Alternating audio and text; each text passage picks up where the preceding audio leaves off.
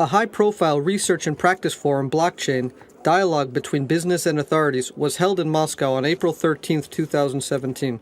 The event was initiated by the Russian State Duma and Boris Yurovich Titov, the Entrepreneurs' Rights Commissioner for the Russian president. PLC Group AG and one of its founders, Maxim Bedorov, represented the interest of major international players. Sharing his experiences of operating businesses in the crypto industry, he covered key issues facing the companies and explained how PLC Group AG had managed to resolve them. Good afternoon. There is no need to explain to anyone in this audience what Bitcoin stands for. Everybody knows about it, and it is very popular. But in spite of this, there is a feeling that it is something routine. The latest conference on blockchain, held in March of this year in Kiev, revealed the following figures. Only 15% of Bitcoin transactions are effected by private individuals, while professional traders speculating in the market account for the lion's share of 85%. Another interesting figure was also mentioned. About 5 million people across the world physically hold bitcoins. These figures demonstrate that the blockchain technology, the cryptocurrency, and everything related to them continue to be reserved only for a very narrow group of people with specialized knowledge. As a company, we have made it our aim to change the situation. We believe that this technology should be available to every person, regardless of his or her educational background and income.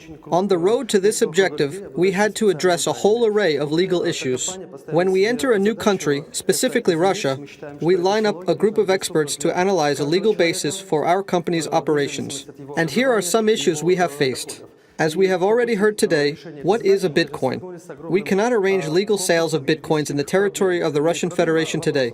For this reason, we had to package our coins in another online product, to which crypto coins are attached as bonuses, so the other online product will be sold. We have faced a very unfriendly banking environment, for most banks view what crypto companies are doing as a kind of soap bubble.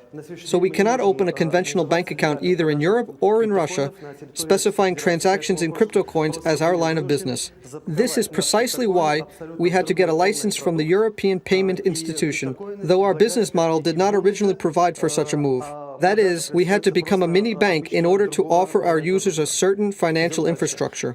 We also had to create our own investment portfolio comprised of two parts: precious metals as well as interest held by other companies. The matter the previous speaker has already identified is crypto exchanges. As of today, this issue has not been resolved in the Russian Federation. We have tried to address the matter by technological means. We have created our own decentralized exchange based on blockchain. We have all the resources for this today, but given the imperfect legal basis, we cannot launch it now. Another issue is payments by crypto coins. Today, you cannot come to a store and pay for goods and services by crypto coins. That is why we started to search for a technical solution to a legal issue. Specifically, we have set up our own online shop where crypto coins are exchanged for fiat money. And this is already fiat money that the seller will get for his good or service. There are quite a few questions, but we will focus today on the 7 ones we view as the highest priorities. The taxation issue has not been resolved so far. Security of identification, which is of utmost importance for us, and definitely which laws apply to us as an issuer company. Trying to resolve these legal issues, we were compelled to search for answers in technologies. That is why we do not just keep abreast of technological developments, but we are ahead of them. For example, our experts have developed safe crypto wallets, wallets that function in an offline environment, which give you the opportunity to pay by coins without an internet connection. Technologies have also been developed enabling the storage of a private key in one's own phone, but not outside servers.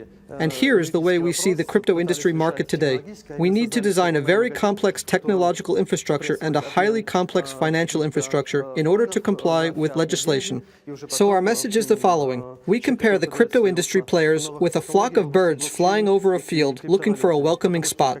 And the birds will descend where they find such a friendly spot. And this will mean investments, workplaces, a fast-growing industry, and so on. Under the existing conditions, we had to set up a foreign company. This is the way it has worked out, but we believe that if Russia creates a welcoming framework, it can become the flagship and an entire armada of new blockchain and cryptocurrency technologies will follow. Because, as I have already mentioned, we have a rather objective picture of laws in various jurisdictions, all of them are at approximately the same level, and Russia could assume the flagship functions in order to lead everyone. Thank you for your attention. We are a Swiss company situated in the city of Zag, where the business environment is very friendly. We are setting up our daughter companies in Russia, Belarus, Ukraine, and Kazakhstan. We are currently analyzing the legal basis for this. And Russia is of great interest to us, of course. We want to show that one can and should work in Russia. We want to set an example and become such a company. Of course, it would be great if the appropriate legal framework were in place. And then, I believe, other foreign companies will follow suit. Спасибо.